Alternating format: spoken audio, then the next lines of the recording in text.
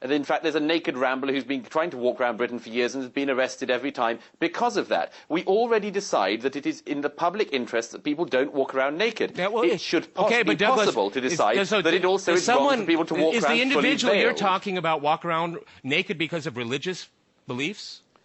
Well, he's a naturist, which is about as ridiculous. Hang on. He's a naturist, and he believes in his right to walk around naked. That is no more ridiculous for an outsider than walking around covered in a veil because you believe in the word of Muhammad. No more ridiculous. I don't agree with you. Anne, I know you have something to say, Anne Elizabeth. Go ahead.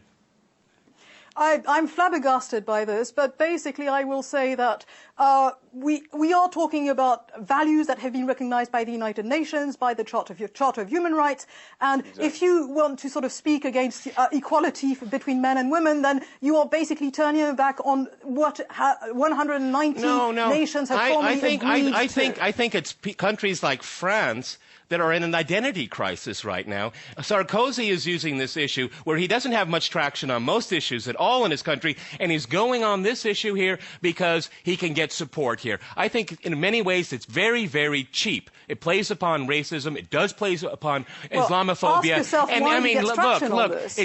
All politics is local and here and now, okay? Why he suddenly just picked up on this and ran with it, it's very, very suspicious to me. He hasn't. We passed that bill in 2004 about the hijab. We are fairly consistent, and the hijab bill was so successful that only 13 girls were taken out of state schools in France because of that bill, and everybody else, including the huge majority of French Muslims, have accepted it. If you go down the path that you want to go down, these women in burqas will grow in numbers because you will never, ever see them. They will just multiply behind the doors. The number of women in hijabs has decreased, what you would so want to do would make make the problem even worse when it's not even a big problem right now.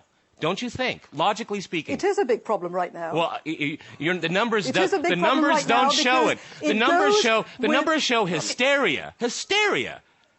Really, less than 1% of 5 million people. Less than half of 1%.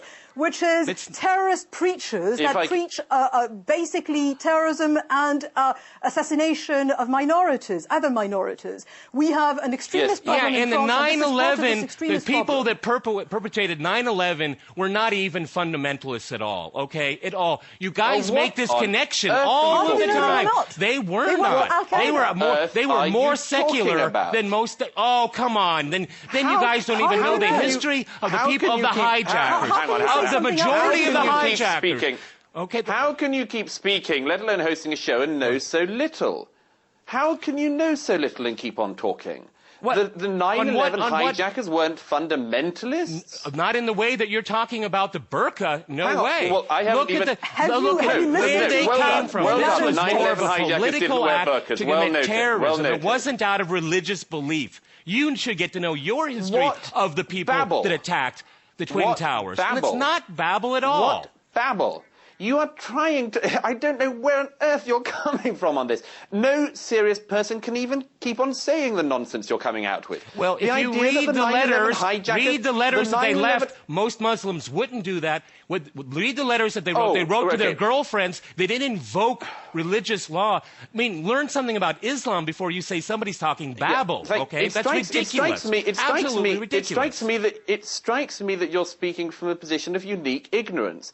I don't know, first of all, why it is you keep on using this term Islamophobia to attack all people who are criticizing fundamentalism. It's a quite cheap way to try to avoid an argument. And then you try to claim that people who fly planes into Twin Towers and the Pentagon and so on and blow up people in my city for the crime of going on the subway are not fundamentalists. Just read the tracts of their leaders. Maybe fundamentalists in the fact that they wanted to create terror, but not necessarily out of religion. If you know the history of each one of those attackers, they're not. That's not true at all. That is very ignorant. Right. All right. Let's go to Paris because we're running out of time. Let's go to Paris because we're. I'm sorry, Douglas. Any of the major texts on this, and you'll learn. I've learned. I know probably more than you'll ever forget. Go ahead. Well, I wish you'd try to show it. Okay, Anne. I wish you'd try to show it. Anne Elizabeth, go ahead.